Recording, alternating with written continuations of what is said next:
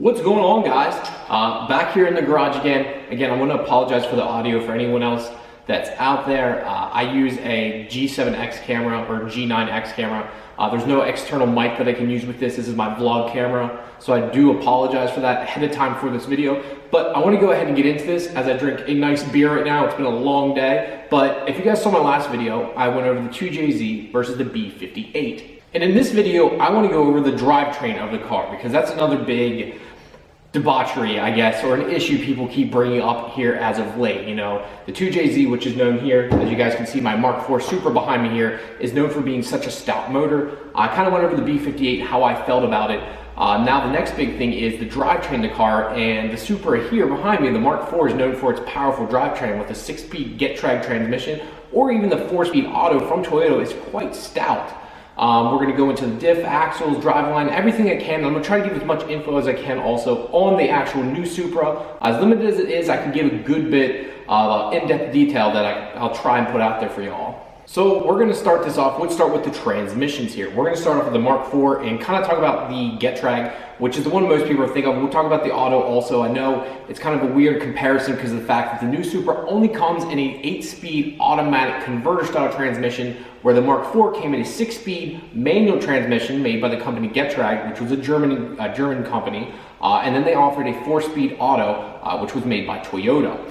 Speaking with the Get-Drag itself, it was known to hold 500 foot-pounds from the factory. What I mean from that, it was rated for 500 foot-pounds from the factory, meaning it was a good bit over what even the factory power was. And if you guys know anything about the Get-Drag that came in these cars, that was just a smidgen of what they could hold. Guys were making 15, 16, 17, and I think the record was some guy in the red Supra out west made something over like 1,800 wheel horsepower through a stock 6-speed transmission. And I mean stock shifter, stock linkage, stock everything. Nothing is changing it besides the clutch itself, which, guys, that's quite impressive. Now the new ZF transmission that will be in the Mark V Supra is an 8-speed auto, converter styled, kind of like the 4-speed auto in the Supra originally. The difference being better technology, plain and simple. Better tech and multi-platform. The 4-speed used in the Supra was used in, I think, 4 or 5 other cars. But with this new ZF transmission, it comes in Audis, BMWs, Rolls-Royce, Jeep SRT, Jeep Trackhawk. That's right, the Jeep Trackhawk uses this new ZF transmission. Now, that being said, there's multiple iterations of this transmission. The one being used for the Supra is a ZF8H. It's a type of that they offer. So the ZF8H is a 50, so it's a ZHH. A ZF8H 50, meaning 50 stands for 500, they have 45 standing for 45 foot-pounds. So this is supposed to hold 500 foot-pounds also. If you guys will just revert it back to what I just said, that means it's the same as the Get-Drag from years past in the old Mark IV. Now this is obviously an automatic transmission versus a manual, so the way it's delivered is definitely different than what a manual is going to. It's more direct, it's more, you know, when you put that car in gear, it's physically in that gear. Now, the ZF transmission does allow you to select your gears, but it's a converter style. It's not truly in a clutch pack. It's not solidly on that gear. It's hard for me to explain that, but it's not quite the same. But the reason for that being is it's cross-platform, right? So they wanted it to be in the BMW Z5 and be able to drive smooth, which, face it, the DCT transmissions are great. They're a little clunky. They have gotten much better, much better, including the R35 GTR, which used to be really bad, has gotten a lot smoother, but someone that's probably buying a BMW is not going to be too happy about that. Again, us guys, I personally wouldn't care. I like the clunkiness, I like the banging noises, but again, it's cross-platform, whether we want to admit it or not, whether we want to, you know, here nor there, we have to admit it's a cross-platform car, and that's going to happen. Now, even with this ZF transmission, the one thing I'm noticing right off the bat is it's saying you can shift in 1/100th of a millisecond. Just to break that down, that is 1/100th of a millisecond that thing can shift. It's a DCT. I mean, as long as it's holding the power, that's just as fast as DCT, if not faster. That blows the LFA, the ISF, everything else that Toyota offers at the time out of the water. That is incredibly fast. Nothing even comes close to touching that right now. So for me, that's a big plus right there. Is it a manual? No. Do I personally want a manual? Hell yes, I want a manual. All my cars, my MR2 back here, I have a turbo MR2 also on top of the turbo Supra. Both cars, that is a factory 5-speed turbo manual. This actually has a T56 Magnum from Granis Racing. So for me, I personally really wanted a manual, but it's not going to happen. So I can't, I can't wish on something I know that's not going to happen. I can wish all day long, but it doesn't make it reality, let's face it. So this is what we have to work with. But compared to the old 4-speed auto that came in the Supra, this is going to be way better in the fact that, one, you'll be able to actually drive it on the highway, it'll drive a lot smoother, you'll get better gear selection. With 4 speeds, your power band's a lot different. It's not as much fun. With 8 gears to pick from, we won't have the same kind of issues that the old 4-speed had. Now, also looking into this, I did some research and found a lot of guys making pretty serious power on a stock trans. The stock 4-speed seems to be good for around 500, maybe 600 if you push it, but they can be built to hold an absurd amount of power. 1,300 horsepower by ATF builds the trans, and they hold a crazy amount of power. The ZF transmission seems to be holding around 600 to 700 horsepower. I couldn't find the torque ratings. I hate giving horsepower ratings because horsepower is a figurative number based off torque times RPM. I could go into depth in that, but we're not going to do that right now. But I couldn't find any hardcore torque ratings of when they start to break at, or what's their true limit. I try to base everything off of that, but unfortunately I couldn't find anything online. I just saw a lot of the guys saying around 600 horsepower was their limit factory. I haven't seen anybody building them yet. My question is, I'm seeing some of these cars that are making way more power offered with the ZF style trans. Now, it's a different type of the ZF trans, but it doesn't mean, it should mean that it should be able to bolt up in some way or form. It should be able to get a specific bell housing, and it should be able to bolt up like, say, an SRT8 Trackhawk transmission. Maybe that will work. I mean, that can hold a 6,000 pound truck or SUV that has 707 horsepower and like 600 foot-pounds of torque.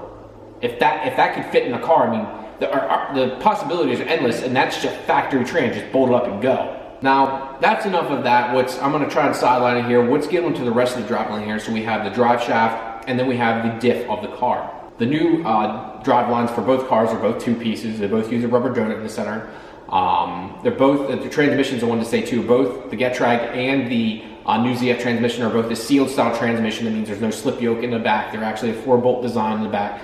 Makes sense. They're both German made transmission. Getrag is a German company that built the transmission in these.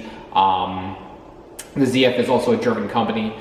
The biggest difference here is going to be, and this is where you guys can fight me on this or not, I'm not too happy with the new Supra. It has an active diff, and here's my reasoning behind that. Lexus had an active diff also in the ISF back in the day. Around 2011, I want to say, or 2012, they finally learned that, hey, we've been doing this 3 or 4 years and everyone's complaining we're having issues. They went to a mechanical type diff and all those problems went away. The new ZF, I keep wanting to call it a Z5, kind of shows you where it's at. The new Supra is using electronically controlled rear diff. Now, this does give some more versatility, but when you start to push some serious power, it just doesn't work well, in my opinion. I would have preferred to see a mechanical type rear diff. The Toyota Supra here comes with a torsion style diff. Now, I personally replaced mine with a clutch pack style, just more forgiving if it does break. Torsions are a little bit smoother in my opinion, but if they do lock up and you break those gears and it locks up your rear end and you crash, that's not gonna be too much fun. So that's one thing you won't have to worry about, but it's not a true LSD. So in my opinion, that's a big thumbs down. I'm not too much of a fan of that. You guys might beg to differ with me here. I'd love to know your opinions and feedback down below. I'm trying to find axle information right now. I'm assuming it's going to try and use a variation of their M240i, which is a BMW that they sell right now. I'm assuming it's going to take something off of those cars. I'm not sure if they're going to be as stout as a Supra. Our stock drive lines on these cars will hold 800,000 horsepower or 600-700 foot-pounds of torque all day long. Nothing done to them. That's stock axles, stock rear diff, and stock drive shaft. I don't know if the new Supra is going to be able to do that. I hope it does. I'm skeptic of that happening, being realistic here. But hey, if they can do it, I'll be happier to pig and shit. Now, one thing I want to talk back to, I'm going to kind of revert back here to the ZF Trans. The transmission, obviously, since it's electronically controlled, has a separate ECU for that. Tuning that wise, from what I've been reading, is very simple too. It's very easy for the transmission to relearn when you up boost and stuff, because obviously it's going to shift differently, shift harder, shift smoother. You can actually relearn the transmission, or the ECU can relearn pretty easily. My understanding is you don't really have to do anything per se, like you just hook it up to a laptop, let it go. relearns, and then you go off and drop it. It takes some time, you slowly get up, build, boost, hammer on it here and there, and it learns the shift points again, it learns how hard it needs to shift. So I'm kind of excited on that fact that it knows how to do all of that. Well guys, that's my information for y'all today. Again, my name is Ryan Scott, and my channel Pure Function. If you guys haven't already, I am trying to finish this car. We got a new turbo kit coming for it here. I'm completely building this thing from the ground up. If you love Supra content, or if you love Toyota content in general, like I said, I'm going to be doing a build series here. I have a turbo MR2 over here, which is pretty damn mint. You guys should definitely stay tuned. All right guys, again, thank you very much for tuning in today. Do me that big favor, give this a big like if you like this video. Also comment down below. I want to know as much feedback as I can get from you guys. What do you think is going to happen to the transmission? Do you think it's going to be able to hold up like the Toyota and the old Getrag, the German-made Getrag that was in this? Or do you think it's going to be a big failure? Thank you guys very much, and I'll talk to you later. Peace! There goes a sight from my soul.